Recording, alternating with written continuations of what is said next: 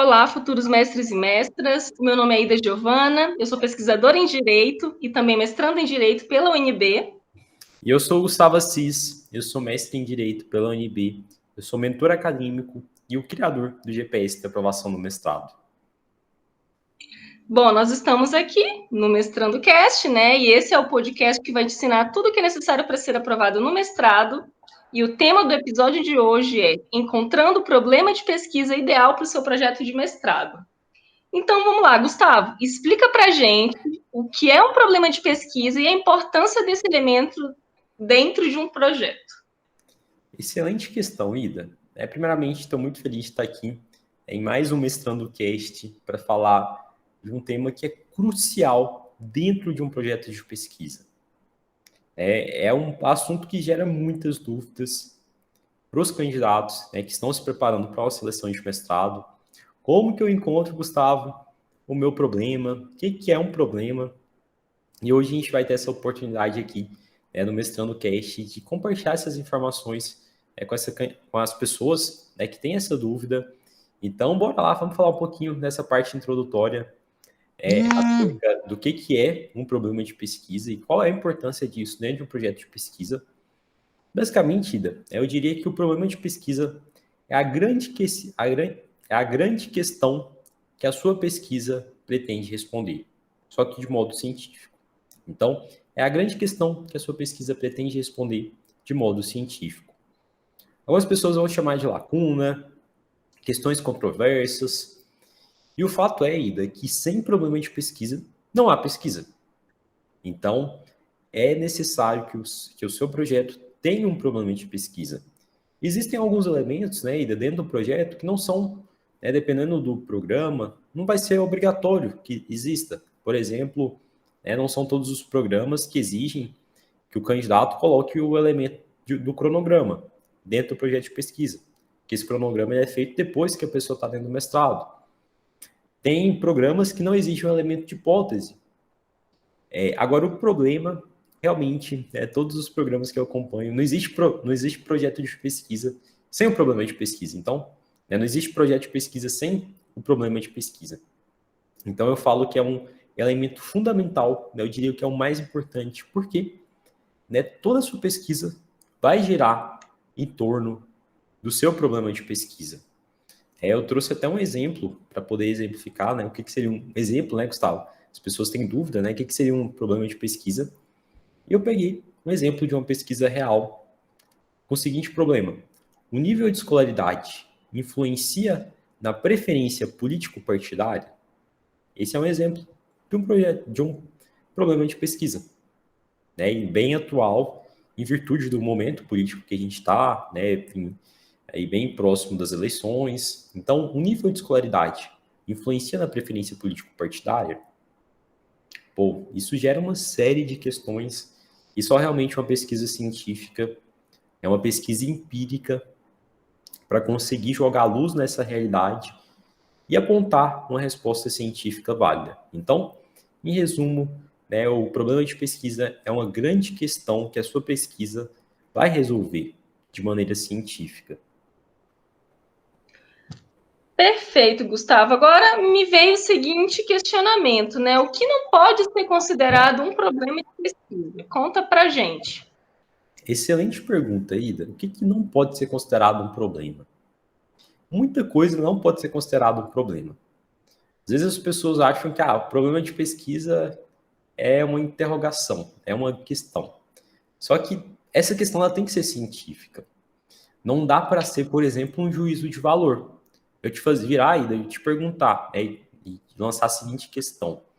A democracia no Brasil é boa ou é ruim? É uma questão errada, não é uma questão científica. Por quê? Porque envolve um juízo de valor. Para você talvez seja boa, para mim talvez seja ruim. É algo que não tem como você responder de maneira científica. É diferente, por exemplo, de se eu chegar com a seguinte questão, o seguinte problema. A democracia brasileira, ela está em crise após, sei lá, os eventos de 2016, após impeachment e tal. Aí já muda.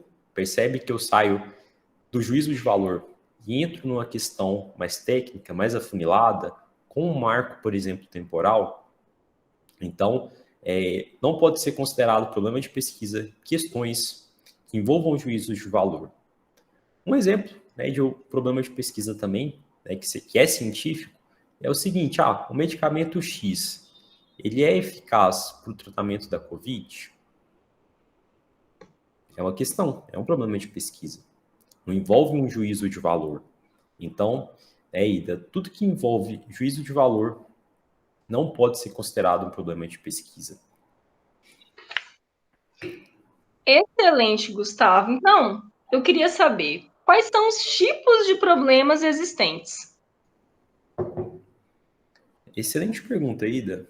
Os problemas de pesquisas existentes são dois. São os problemas mais práticos e os problemas mais teóricos. Os problemas mais práticos são aqueles, por exemplo, você quer avaliar a efetividade de uma determinada política pública. Por exemplo, vamos pegar, por exemplo, pesquisadores do IPEA vão avaliar se o auxílio emergencial foi eficaz, né, para redução da miséria no município X. É uma pesquisa empírica. É um problema prático. Está envolvendo uma pesquisa que envolve a avaliação de uma política pública. Por exemplo, no pessoal da saúde, avaliar se o medicamento X é eficaz para o COVID. É um problema também prático, que envolve experiência. Agora é diferente de a gente pegar questões que são mais teóricas, que envolvem o desenvolvimento ou a aplicação de uma determinada teoria. Aí já é um problema de pesquisa teórico. Em determinadas áreas do conhecimento, especialmente dentro das ciências humanas e das sociais aplicadas, especialmente ciências humanas, sociais aplicadas tem mais pesquisas que são empíricas, mas especialmente dentro das ciências humanas, vamos pegar, sei lá, em filosofia, um programa de filosofia. Grande parte das pesquisas vão ser teóricas. Então, o seu problema de pesquisa ele vai ser teórico. Vai ser a aplicação de uma determinada teoria, você vai contrastar teorias, você vai refinar uma determinada teoria, você vai criar uma nova teoria. Então, vai estar no campo teórico. O filósofo tal, o filósofo tal que fala sobre positivismo, o outro que fala sobre idealismo. Enfim, aí você pretende fazer um refinamento dessas teorias. Então, por isso que eu falo, existem problemas que são de ordem mais prática, e eu particularmente gosto de problemas de pesquisa que são de ordem prática pelo fato do meu mestrado ter sido, pela minha pesquisa de mestrado, ter sido uma pesquisa empírica, mas tem excelentes pesquisas que são mais teóricas. Por exemplo, pesquisas no campo da história. O historiador, muitas vezes, vai trabalhar com questões mais teóricas, igual o filósofo. Então, não tem uma... É importante a gente mencionar que não tem uma... pesquisa empírica é melhor, problemas que são mais práticos são melhores do que problemas que são teóricos. A pessoa ela vai ter que definir se vai ser um problema prático que ela vai adotar, ou se vai ser um problema teórico, olhando muito para o programa que ela está ida, olhando lá na linha de pesquisa, o que os professores estão desenvolvendo, o que eles estão produzindo. Se você vê lá que o professor, ele é um filósofo, ele só faz pesquisa teórica, você vai chegar com um problema de pesquisa que é prático, que é empírico, que envolve uma pesquisa empírica, você não vai fazer isso. Você vai chegar com algo teórico. Em contrapartida, se você vê que o professor ele só desenvolve pesquisa empírica, você não vai chegar com um problema de pesquisa que é teórico. Então, essa é uma observação muito importante da gente fazer em relação aos tipos existentes de problemas de pesquisa e vinculando isso com as seleções de mestrado.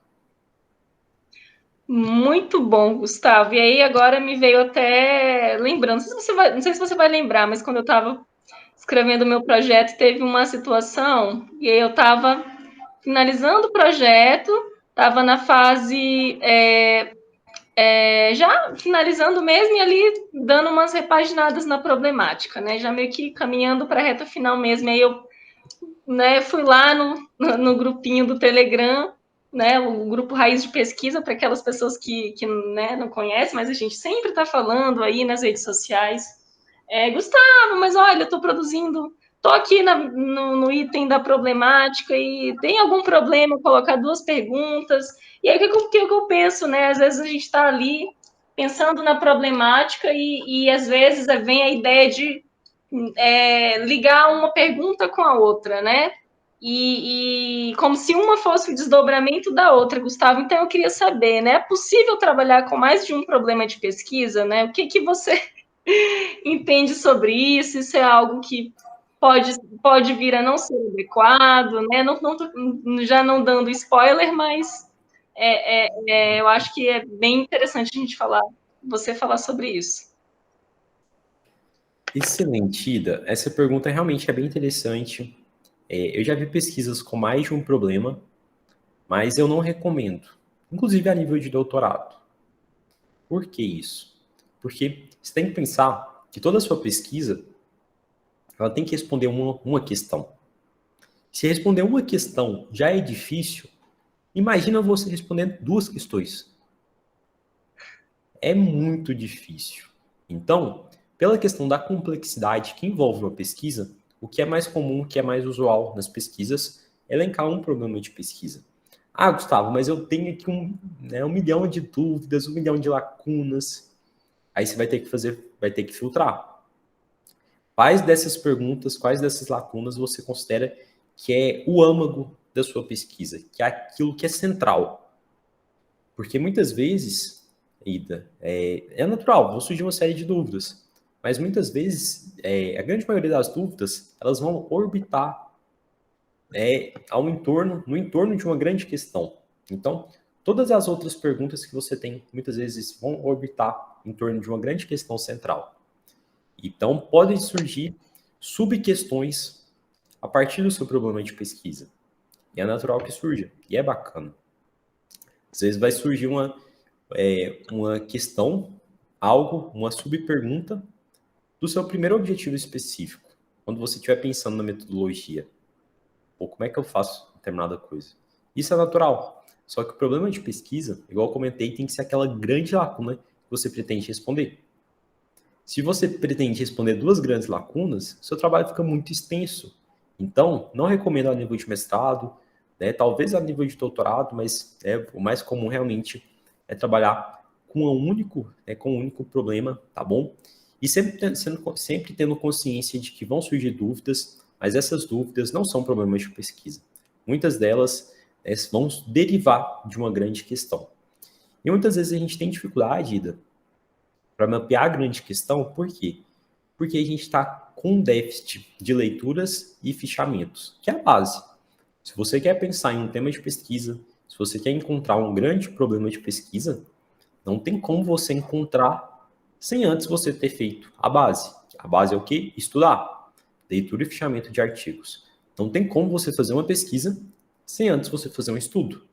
O estudo daquela área que você está estudando, daquela área que você pretende pesquisar. Por quê? Porque quando você estuda, quando você começa a mapear a literatura, leituras e fichamentos de artigos, é nesse momento que você começa a identificar o que os pesquisadores estão falando sobre aquele assunto, quais foram os pontos que ainda não foram abordados, ou quais foram os pontos que são controversos e que você conseguiu encontrar uma lacuna. Então, se você não gastar um tempinho ali, um bom tempinho na verdade, e eu de coração recomendo que você gaste mais tempo fazendo leituras e fichamentos, que é inclusive o que eu recomendo para os meus mentorados lá do GPS. Recomendo muito mais que você gaste um tempo maior em leituras e fichamentos do que na escrita, porque grande parte dos candidatos gastam mais tempo na escrita do que no mapeamento. E esse é um erro, tá bom? Então, em síntese, Ida, não recomendo que as pessoas trabalhem com mais de um problema de pesquisa. Geralmente, o que os professores vão entender? Ah, o fulano aqui pôs 3 problemas de pesquisa. Ele não sabe o que é um problema de pesquisa. Ele não sabe a complexidade que é responder um problema de pesquisa. Então, isso pode tirar ponto de você, inclusive, no momento que os professores estiverem avaliando. Então, de forma alguma, eu recomendo mais de um problema de pesquisa.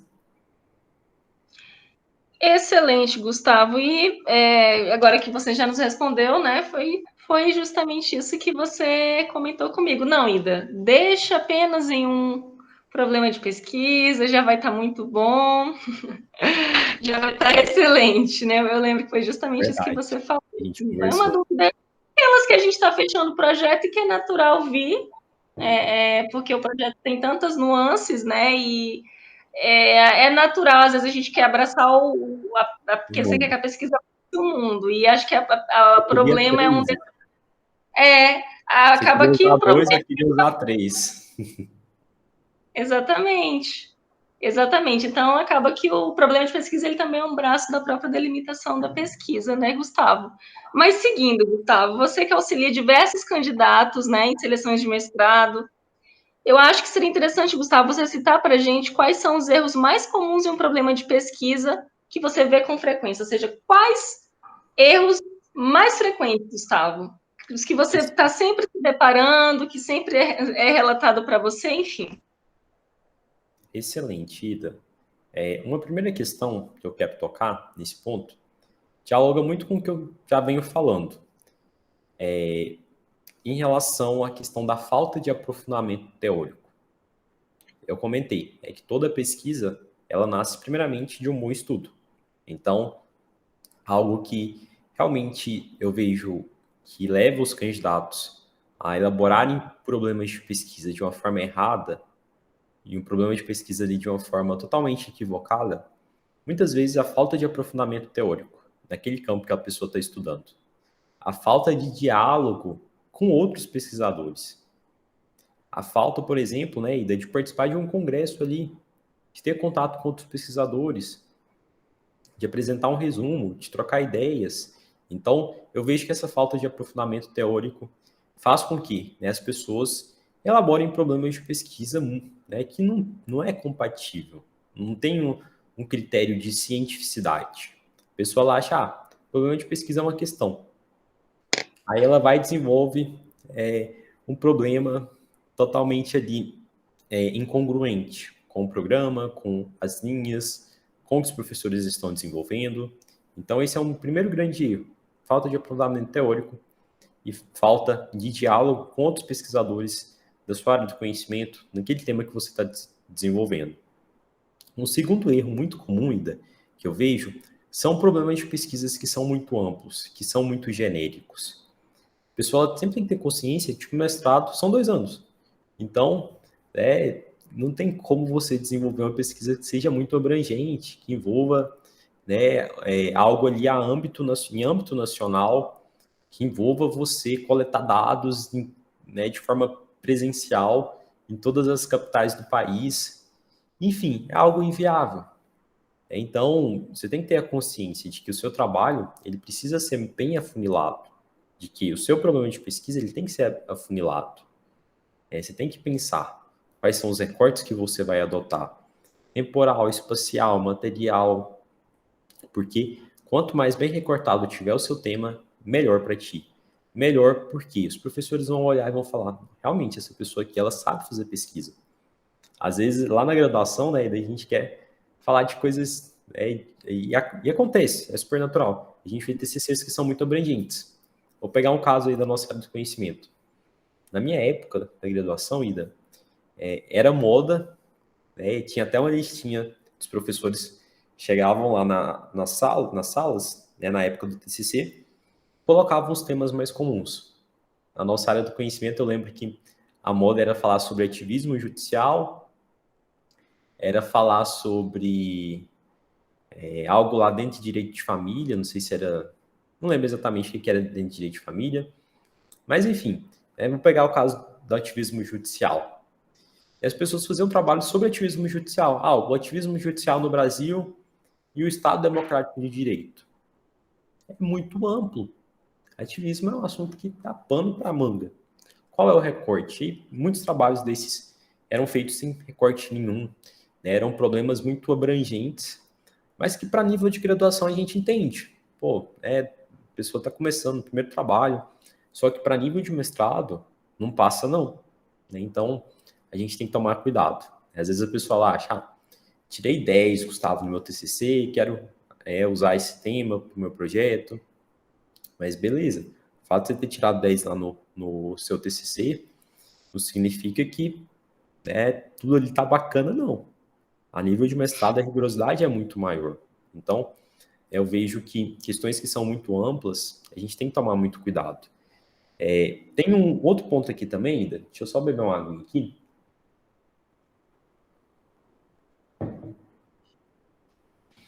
Um outro ponto que eu, inclusive, já conversei, né, já falei em respostas anteriores, que são aqueles problemas que envolvem juízo de valor. E eu vou enfatizar aqui de novo. É um grande erro, tá bom? Ah, determinada coisa é boa ou é ruim? É belo ou é feio? Isso é juízo de valor. Isso não é científico. Você não precisa fazer uma pesquisa para responder, tá bom? Então, é só para a gente reforçar aqui, tome muito cuidado com questões que envolvam juízo de valor. Uma outra questão, Ida, que é bem interessante a gente falar, que acontece com frequência, um erro muito comum. As pessoas elas propõem problemas de estudo ao invés de problemas de pesquisa. E o que é isso? Um problema de pesquisa, um problema de estudo, é eu chegar aqui e falar, né, colocar como problema de pesquisa o que é a teoria da relatividade. Você está querendo saber o que é a teoria. Você não está propondo algo de novo. Você está querendo estudar. Então, as pessoas propõem problema de estudo achando que é um problema de pesquisa. O que é a judicialização da saúde? Que é um tema que eu trabalhei. Eu já, inclusive, publiquei artigo na área. É um problema de pesquisa? Não é. É um problema de estudo. Eu estou querendo saber o que é aquilo. Eu não preciso fazer uma pesquisa para chegar num resultado. É diferente da pesquisa. A pesquisa ela vai ser aprofundada. Não tem como você dar a resposta de uma maneira rápida. Se você dá uma resposta de bate-pronto, significa que aquele problema, muito possivelmente, ele não é um problema de pesquisa. Ele deve ser um problema de estudo. Então, eu vejo que esse é um erro bastante comum ainda. E um outro erro, para a gente fechar aqui, inclusive a gente já enfatizou bastante, é em relação à utilização de mais de um problema, tá bom? Eu já tive mentorado, antes de ser meu mentorado, que foi reprovado em seleção de mestrado porque colocou 3 problemas de pesquisa. O projeto foi reprovado. Inclusive apareceu na justificativa lá, os professores criticando. O candidato não conseguiu recortar o problema de pesquisa, questão muito genérica e tudo mais. Então, elenque apenas um problema, tá bom? Vão surgir subquestões, mas sempre vão estar atreladas a uma grande questão central. Excelente, Gustavo. E aí, pegando por base todos esses pontos, né, problemáticos que você acaba, né, acabou ali mapeando, porque viu que eles aparecem com uma maior frequência, Gustavo. Queria que você dissesse para a gente, né, que nos desse as dicas sobre a elaboração de um bom problema de pesquisa, né? Quais dicas você nos daria para que a gente possa ir, melhor, para que as pessoas possam elaborar um bom problema de pesquisa? Excelente, Ida. Eu vou dar 5 dicas bem interessantes para as pessoas conseguirem elaborar um excelente problema de pesquisa. Primeira dica, além das que eu já falei anteriormente, né? Uma primeira dica que eu dou: analise o problema de pesquisa de outras pesquisas, especialmente dos seus potenciais orientadores. O que você vai fazer?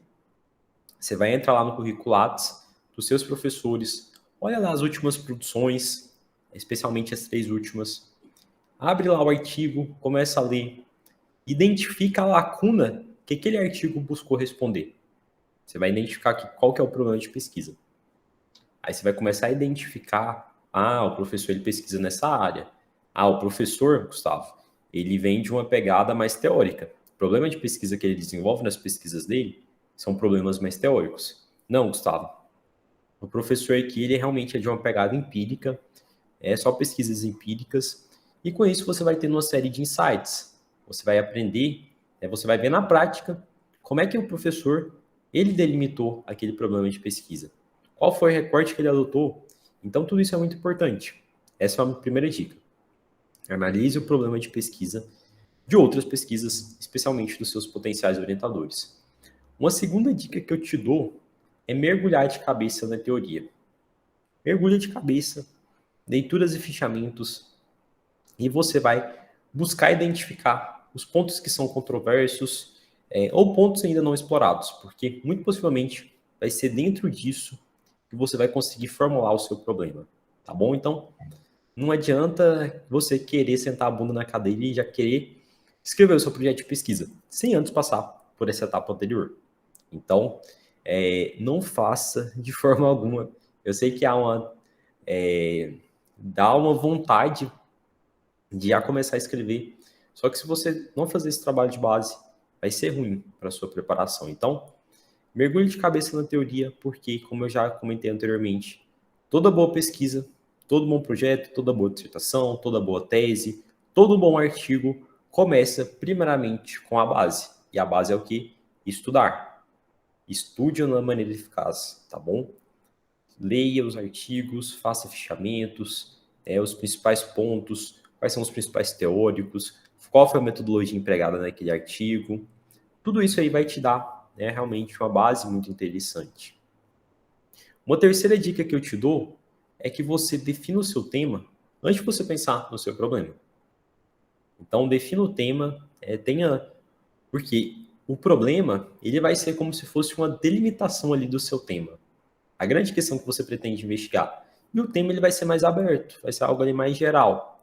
Já no problema, você vem e, digamos assim, amarra o que você realmente pretende pesquisar. Então, defina o tema primeiro, porque com certeza vai ficar mais fácil para você tomar outras sequências decisórias em relação à elaboração do problema, tá bom? Uma outra dica que eu dou, uma quarta dica aqui que eu dou, faça rascunhos do seu problema de pesquisa. E o que é isso, Gustavo?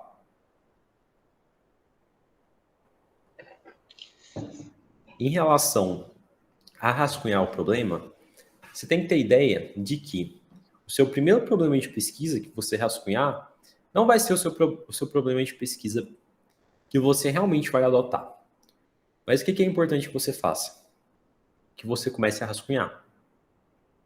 Hoje, você tem uma ideia de problema, mas aí com o decorrer do tempo, no decorrer das suas leituras, no decorrer dos seus fechamentos, você pode começar a ter ideias de como lapidar ainda mais esse problema. Então, não fica tentando imaginar que o seu primeiro problema, o seu primeiro rascunho, tem que ser o rascunho definitivo. O seu primeiro problema de pesquisa tem que ser o problema definitivo. Porque isso aí pode causar um bloqueio. Ah, Gustavo, não consigo pensar em problema. Coloca algo ali relacionado ao seu tema no formato de pergunta. Começa a fazer isso. Só esse hábito aí realmente já vai te estimular a que você force o seu cérebro a pensar em algo que seja interessante. Não pode ser, obviamente, um problema de estudo. Tem que ser algo ali que envolva um nível de complexidade, que envolva muitas vezes uma pesquisa.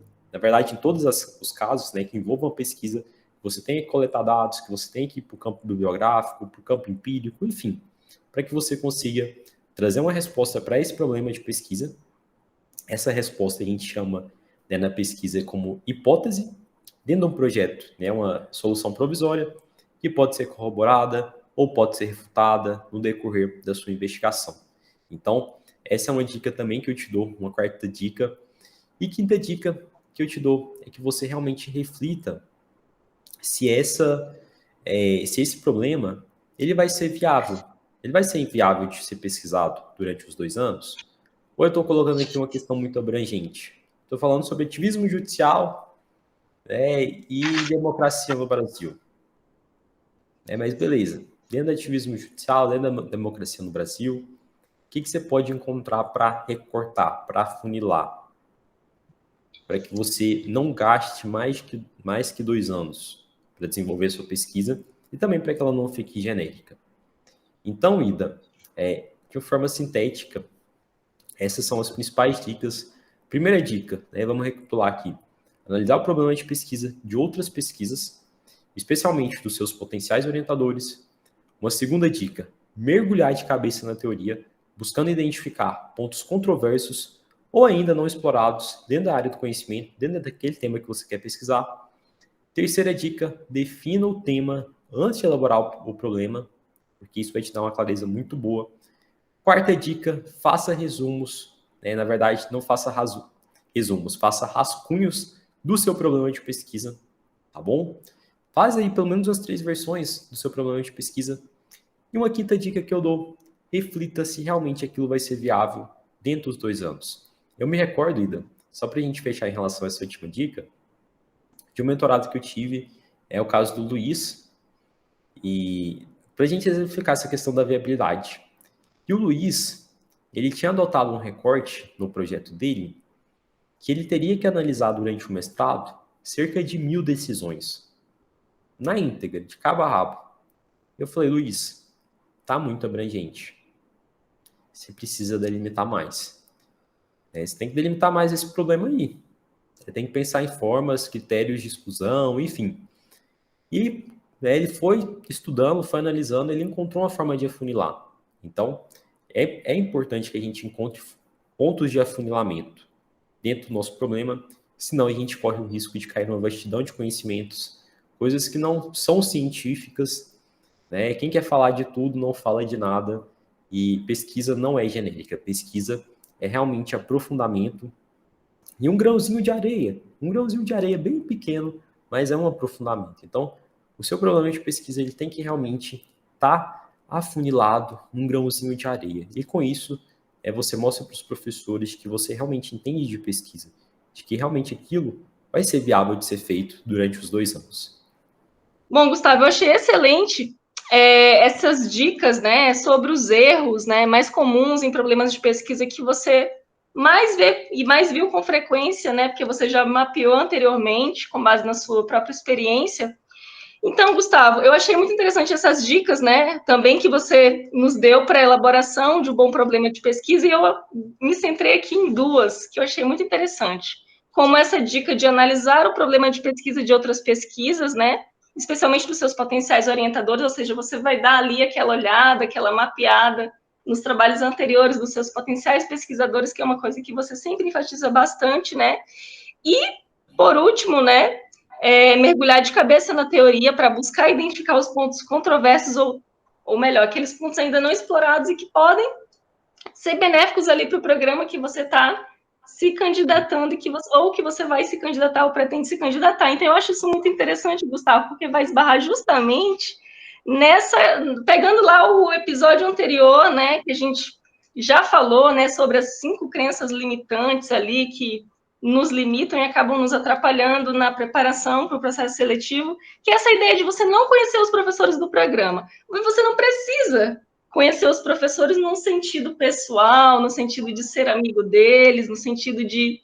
Enfim, você precisa conhecê-los cientificamente. Então, analisando esses problemas de pesquisa anteriores, né, mergulhando de cabeça aí nas teorias que os professores desenvolvem, as próprias escolas teóricas que os professores carregam, porque eles também, do mesmo modo que você está ali se formando como pesquisador, eles seguem se aperfeiçoando e eles foram formados por outros pesquisadores. Então, eles carregam ali escolas teóricas de muitos anos, né? Então, você precisa compreender essas nuances, né? Então, eu achei muito, muito, muito, muito pertinente todos esses pontos, mas esses 2 primeiros, assim, me chamaram muita atenção, né? Esse elo de ligação com o nosso episódio anterior, que a gente comentou sobre as 5 crenças limitantes.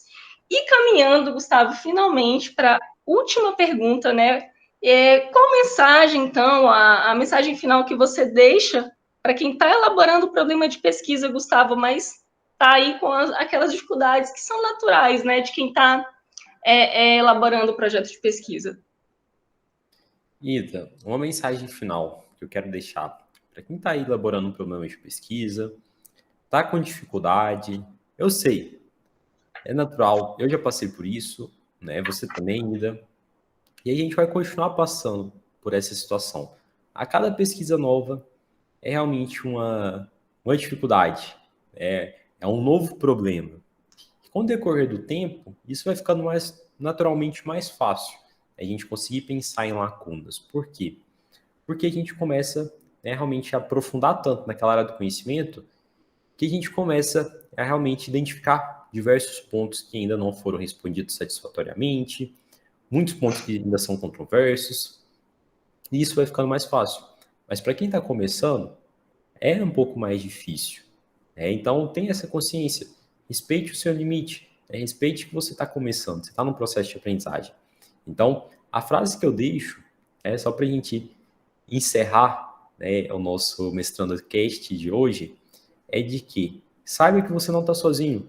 Você não está sozinho lembrando do seu problema. Tem outras pessoas também enfrentando a mesma dificuldade. O problema, como o próprio nome já diz, é um problema. Não vai ser do dia para a noite que você vai conseguir formular um problema. Você vai precisar perseverar, você vai precisar de estratégia, você vai precisar conversar com outras pessoas. Se você tiver um mentor, melhor ainda. Mas persevere porque, principalmente usando a ideia dos rascunhos, você começar a rascunhar problema, se você, né, unir o aprofundamento teórico das leituras, dos fichamentos, você vai certamente encontrar um excelente problema de pesquisa, mas tem que perseverar, porque não vai ser do dia para a noite. Excelente, Gustavo, excelente. Eu acho que esse último toque um pouco mais realista é realmente muito importante, né? A gente vai encontrar os desafios naturais, mas se a gente não encontrasse, não valeria a pena, né? Eu acho que isso aí faz parte da caminhada e todo mundo passa e vai continuar passando, são os desafios, né? E você precisa, aos pouquinhos, e vencendo todos eles, né? E é aos pouquinhos que a gente vence mesmo, não é num tapa, não é rápido, não é do dia para a noite. São pequenas vitórias, são pequenos passos, né, Gustavo? Bom, Gustavo, nós vamos ficando por aqui, né? Esse foi mais um episódio do Mestrando Cast. Lembrando que esse é um programa que o benefício, né, do podcast é te ensinar tudo o que é necessário para ser aprovado no mestrado. E o episódio que nós tratamos hoje foi justamente, né, como encontrar o problema de pesquisa ideal, ou melhor, encontrando o problema de pesquisa ideal para o seu projeto de mestrado, né, Gustavo? Foi um super prazer e a gente vai ficando por aqui. Muito obrigado, Ida. Muito feliz da gente estar encerrando mais um Mestrando Cast. E quero aproveitar esse espaço final para fazer o convite para o pessoal. Deixe a sua dúvida, para que a gente possa estar interagindo com vocês, esclarecendo as dúvidas, sabendo o que vocês querem de novos conteúdos. E também, por favor, se inscrevam no canal, para que vocês sejam notificados dos próximos vídeos, dos próximos Mestrandos Casts que a gente soltar. Então, se inscreva. Se esse vídeo te ajudou de alguma forma, deixe o seu like. Enfim, nos ajude para que esse conteúdo ele possa atingir novas pessoas, outras pessoas que têm esse mesmo propósito que você, de ingressar em um mestrado. Então, estou muito feliz da gente estar encerrando mais esse Mestrando Cast. Muito obrigado, Ida, e a gente se vê no próximo Mestrando Cast.